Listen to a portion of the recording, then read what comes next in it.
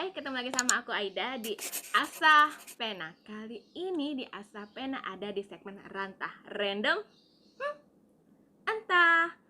Di Rantah ini kita akan sharing cerita-cerita dan berbagi pengalaman tentang apa aja pastinya. Di segmen Rantah ini, aku ingin share ke kalian tentang virus-virus yang belum ada vaksinnya. Mau tahu kayak gimana? Asa Pena, sign in.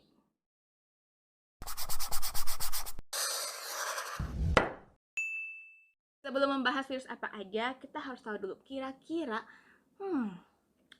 virus itu apa sih? Kayak apa sih bentuknya juga? Setelah aku search, setelah aku cari, jadi virus itu merupakan organisme terkecil yang dikenal dengan mikrokopstik yang merupakan bersifat parasit. Jadi virus itu tidak mampu memperbanyak diri, melipat gandakan dirinya sendiri tanpa ada inangnya atau tanpa ada makhluk hidup yang ditumpanginnya. Virus itu tidak hanya bisa menginfeksi manusia aja loh, tapi virus itu juga bisa loh menginfeksi tumbuhan dan juga hewan. Virus itu ada yang sudah ditemukan vaksinnya, ada juga yang belum. Sama seperti hal yang akan kita bahas kali ini, yaitu tentang virus-virus yang belum ditemukan vaksinnya. Nggak usah pakai lama, kita lanjut ke virus nomor 1. Nomor satu ada virus Marburg. Virus Marburg ini merupakan virus spesies dari familia Flavirus dan virus ini bersifat zoonosis. Artinya virus ini mampu berpindah secara alami dari hewan ke manusia. Jadi ceritanya pada tahun 1967 tepatnya di Jerman di kota Marburg, para dokter hewan dan teknisi laboratorium sedang mengembangbiakan sel dari kerah hijau Afrika asal Uganda untuk media memproduksi vaksin polio manusia. Tapi ternyata kerah hijau itu menunjukkan gejala sakit seperti demam berdarah. Nggak berapa lama kerah hijau itu pun sakit, dan yang lebih epicnya 25 orang yang bekerja di laboratorium itu meninggal setelah kerah hijau itu mati. Setelah dilakukan penelitian, maka ditemukanlah bahwa meninggalnya 25 orang tersebut itu diakibatkan dari sebuah virus yang berasal dari kerah hijau Afrika yang tadi mati. Maka dari itulah virus ini dikenal dengan virus Marburg. Pada tahun 1975, tepatnya di Afrika di kota Johannesburg, ditemukan lagi nih virus Marburg ini. Dan kemudian dari semenjak sekarang virus Marburg ini dikenal dengan penyakit Marburg. Jadi apa sih penyakit Marburg itu? Ayo, ada yang udah pernah dengar penyakit Marburg belum? Kalau udah, please komen di bawah. Aku akan kasih info sedikit tentang penyakit Marburg. Jadi penyakit Marburg ini tuh memiliki gejala badan menjadi lemah, nyeri otot, diare cair yang cukup hebat, dan serta pendarahan seperti muntah darah, keluarnya darah dari mulut, hidung, dan telinga. Jika penanganan penyakit Marburg ini tidak ditangani serius, maka akan menyebabkan kematian. Just info aja, masa inkubasi penyakit Marburg ini adalah 3-9 hari. Angka kematian penyakit Marburg ini bisa dikatakan cukup tinggi, sekitar 24-88%. Hal ini diakibatkan karena belum ditemukannya vaksin, obat, dan perawatan secara khusus untuk merawat pasien Marburg. Saat ini, terapi yang dilakukan untuk merawat pasien yang positif virus Marburg hanyalah dengan melakukan perawatan sportif secara umum, yang meliputi pemberian cairan agar demam segera cepat turun. Jika kamu demam, langsung dikasih obat penurun panas, dan terapi lain yang menjaga fungsi tubuh. Penyebaran virus ini dapat terjadi melalui kontak langsung dengan orang atau organisme yang terkontaminasi dengan virus Marburg dan juga benda-benda yang sudah terkontaminasi dengan virus Marburg. Isolasi yang ketat merupakan upaya yang tepat untuk mencegah penyebaran virus Marburg itu loh. Lanjut ke virus nomor 2. Nomor 2, ada virus HIV, yaitu Human Immunodeficiency Virus. Jadi virus HIV ini merupakan virus yang menyerang kekebalan tubuh manusia sehingga tubuh manusia tuh tidak mampu melawan infeksi. pada tahun 1983, tepatnya di Prancis, ada seorang pria bernama Jean-Claude Sherman. Menurutnya, virus ini tuh berasal dari hewan primata asal Afrika Tengah dan Barat yang kemudian berpindah ke manusia. Satu-satunya cara mengidentifikasi bahwa virus HIV ini ada dalam tubuh manusia atau tidak itu hanya dapat dilakukan dengan pemeriksaan darah di laboratorium. Salah satu penyakit yang disebabkan oleh virus HIV ini adalah AIDS. Tapi AIDS itu bukan berarti HIV ya. Tolong dipahami sampai sini. Orang yang terjangkit dengan virus HIV banyak yang tidak mengalami gejala selama berpuluh-puluh tahun, tapi secara dalam di dalam tubuhnya, sistem kekebalan tubuh orang yang terjangkit virus HIV semakin lama akan semakin rusak sehingga tubuhnya tidak mampu lagi melawan infeksi. Virus HIV ini bisa ditularkan melalui 1. Penggunaan jarum suntik yang tidak steril atau digunakan secara bergantian. Nomor 2, hubungan seks atau hubungan badan yang dilakukan dengan orang yang sudah terinfeksi. Nomor 3, transfusi darah yang telah terkontaminasi oleh virus HIV. 3, kelahiran dari ibu yang terinfeksi HIV. Dan yang terakhir adalah pemberian air susu ibu dari ibu yang sudah terinfeksi HIV. Gejala awal dari orang yang sudah terinfeksi HIV ini pertama adalah gejala seperti flu, kulit menjadi jelek, kelenjar getah bening menjadi bengkak, diare yang cukup hebat, dan terakhir adalah demam. HIV sendiri seperti yang kita tahu belum ditemukan vaksinnya. Tapi nggak perlu khawatir, para peneliti itu sudah menemukan obat untuk melakukan perawatan terhadap pasien dengan virus HIV, yaitu dengan melakukan terapi ART atau yang dikenal dengan antiretroviral. Jadi ART itu merupakan obat penekan ataupun memperlambat perkembangan virus HIV di dalam tubuh manusia. Jadi sekali lagi aku tekankan bahwa ART ini bukan obat untuk menghilangkan, menyembuhkan, tapi lebih tepatnya lebih menekan, memperlambat virus yang ada di dalam tubuh manusia. Tolong dipahami sampai situ, oke? Menurut lembaga WHO, ada cara untuk mencegah penyebaran virus ini. Pertama, tidak bertukar pasangan atau berganti-ganti pasangan. Kedua, selalu gunakan alat kontrasepsi yang berupa kondom pada saat melakukan hubungan badan. Ketiga, selalu gunakan jarum suntik yang steril. Yang keempat, pada saat melakukan transfusi darah ataupun transplantasi organ tubuh, sebaiknya dilakukan screening apakah darah atau organ tubuh yang akan ditransplantasi itu mengandung virus HIV atau tidak. Next, nomor 3. Nomor 3 itu ada virus Zika. Virus Zika ini ditemukan pada tahun 1947 di Afrika, tepatnya di hutan Zika. Nyamuk Aedes aegypti betina merupakan pemeran utama dalam penyebaran virus Zika itu sendiri.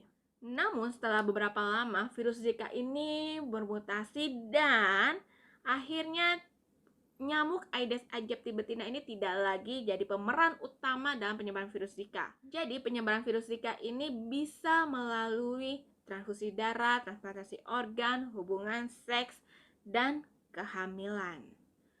Virus Zika ini menyebabkan penyakit demam Zika. Demam Zika sendiri itu pun ditemukan pada tahun 1950.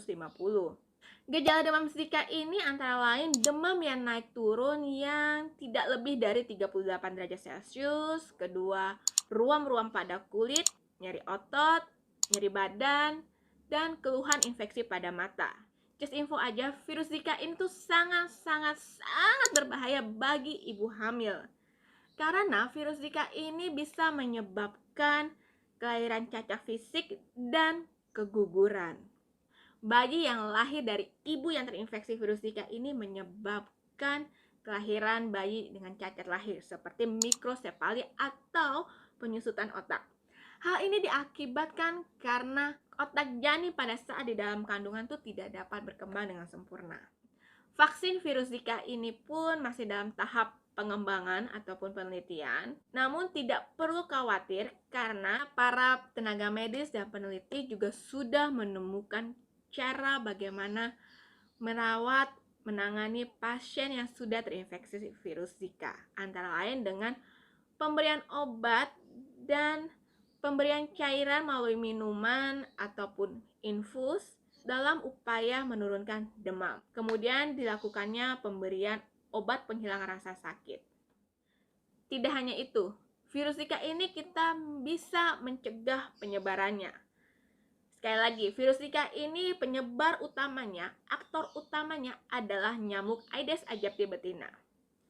Jadi untuk mencegah penyebaran virus Zika ini dilakukan dengan cara membersihkan tempat hidup jentik-jentik nyamuk, menghindari daerah-daerah lembab, selalu gunakan celana panjang dan baju berlengan panjang, gunakan lotion anti nyamuk.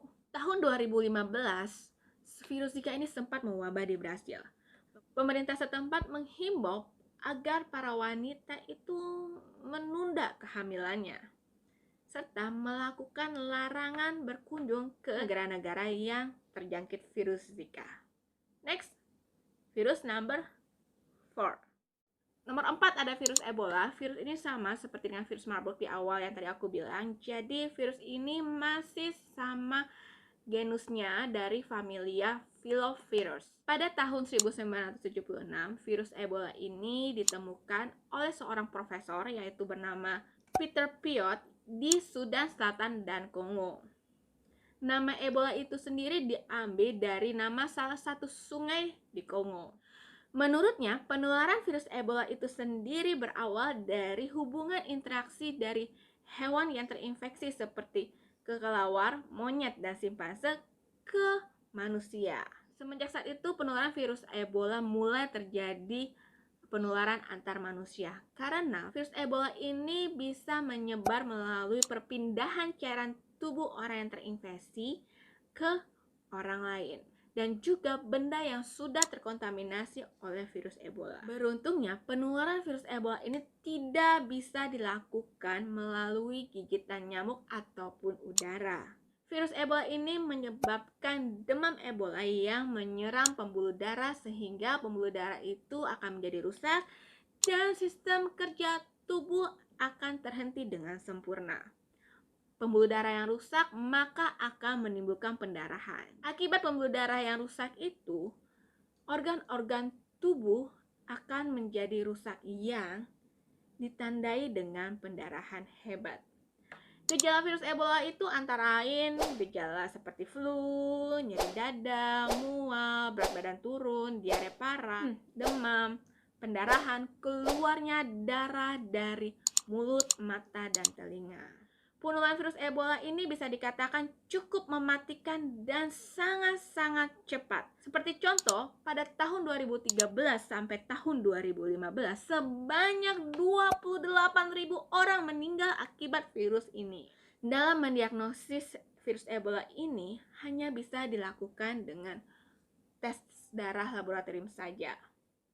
Walaupun virus ini belum ditemukan vaksinnya, ada beberapa upaya yang bisa kita lakukan untuk mencegah penyebaran virus Ebola. Pertama, selalu rajin cuci tangan. Kedua, hindari menyentuh area wajah. 3, selalu menjaga kebersihan lingkungan. Keempat, hindari kontak langsung dengan penderita yang positif virus Ebola. Kelima, masak makanan sampai matang. Dan yang terakhir adalah melakukan isolasi terhadap penderita virus Ebola. Untuk perawatan orang yang positif virus Ebola ini dilakukan dengan cara mengendalikan gejala, bantu menaikkan sistem kekebalan tubuh, serta menjaga tubuh agar tubuh tidak dehidrasi atau kekurangan cairan.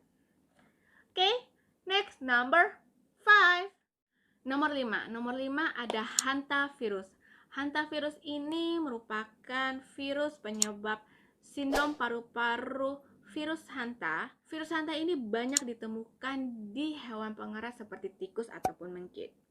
Jadi virus hanta ini ditemukan pertama kali pada tahun 1950 di Korea Selatan oleh Ho Wang Lee. Sebagian besar virus ini ditularkan melalui udara yang telah terkontaminasi oleh virus hanta, dan manusia dapat menjadi inang ataupun rumah apabila melakukan kontak langsung dengan hewan pengerat yang sudah terinfeksi. Selain menyebabkan sindrom paru-paru virus Hanta yang tadi aku sebutkan di awal, jadi virus Hanta ini juga menyebabkan gagal ginjal dan pendarahan.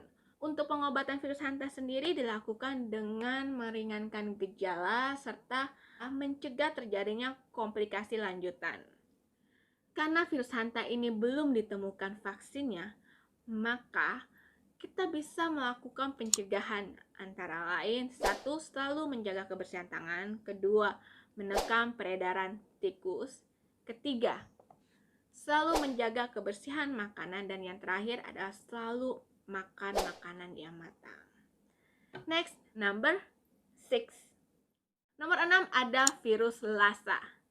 Virus Lassa, bukan laksa. Kalau laksa itu makanan, dan gue juga mau banget, dan gue doyan banget itu. Nah, virus Lassa ini ditemukan pada tahun 1969 di sebuah kota di Nigeria bernama Lassa.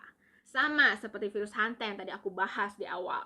Virus Lassa ini berasal dari hewan pengerat seperti tikus juga. Tapi kalau virus Hanta ini penyebarannya melalui udara, virus Lassa ini penyebarannya melalui kontak langsung dengan tikus yang telah terkontaminasi virus Lassa. Virus Lassa ini menyerang organ dalam seperti hati, ginjal, limpa, dan hampir setiap jaringan tubuh manusia bisa terjangkit virus Lassa. Bisa dikatakan virus Lassa ini sangat mematikan karena cukup dengan 2 minggu setelah gejala muncul, apabila tidak ditangani dengan serius, maka orang yang sudah terinfeksi dengan virus Lassa bisa meninggal. Seperti contoh, pertanggal 1 Januari 2018 sampai 18 Maret 2018, hanya butuh waktu 3 bulan lebih saja, sudah ditemukan 1495 kasus dan 119 kematian yang terjadi di 19 negara bagian akibat virus ini. Untuk pencegahan virus Lassa ini sama seperti dengan virus Hanta. Kamu harus rajin cuci tangan, menjaga kebersihan lingkungan, menekan peredaran tikus, hindari kontak langsung dengan hewan yang terinfeksi seperti tikus tadi, dan selalu makan makanan yang matang. Gejala yang timbul pada saat tubuh telah terinfeksi virus Lassa itu sendiri seperti sakit tenggorokan, nyeri kepala, nyeri otot, mual, dan pendarahan. Bagi wanita hamil trimester 3, yaitu sekitar usia kandungan 7-9 bulan, 80% akan mengalami keguguran. Untuk pengobatan virus Lassa itu sendiri diberikan obat yaitu antivirus ribavirin. Namun sayangnya obat ini tidak dapat diberikan kepada wanita hamil karena dapat menyebabkan perkembangan janin itu terganggu, bahkan keguguran. So, tadi itu info yang aku share ke kamu. Banyak ya yang bisa kita pelajari, yang bisa kita ambil dari video ini. Selain kita bisa tahu apa aja virus-virus yang belum ada vaksinnya, kita juga bisa menarik kesimpulan bahwa untuk menjaga agar virus itu tidak masuk ke dalam tubuh kita, kita itu harus sehat dulu. Untuk tubuh kita sehat dulu, itu bisa dilakukan dengan cara selalu menjaga kebersihan tubuh, dengan selalu menjaga kebersihan lingkungan sekitar kita. Masak makanan dengan benar, makan makanan yang matang, minum vitamin tambahan, makan makanan yang wajar dan yang benar. Jadi menurut aku itu Indonesia ini kan kaya dengan hasil alamnya, kaya akan hasil lautnya. Please makan makanan yang wajar. Jadi menurut aku kayak makan yang kayak makan tikus atau makan yang ekstrim lainnya, please nggak usah, karena kita nggak tahu apakah di dalam tubuh binatang itu ada virus atau tidak. Karena seperti lagi tadi aku bilang bahwa ada virus yang bersifat zoonosis, yaitu bisa berpindah secara alami dari hewan ke manusia. Dengan adanya video ini, aku bukan berarti untuk nakut-nakutin, dan juga kita belajar dari virus-virus yang tadi bahwa walaupun virus-virus ini belum ditemukan vaksinnya, para tenaga medis dan pemerintah juga sudah mengetahui upaya pencegahan, upaya penyebaran, dan pengobatannya. Akhirnya virus-virus di negara tersebut itu akhirnya bisa terkendali. Aku harap Indonesia juga seperti itu, walaupun virus corona ini belum ditemukan vaksinnya, tapi seperti yang kita banyak lihat di berita bahwa banyak kok orang yang sembuh, banyak kok orang yang sehat kembali. And then Asapena sign out.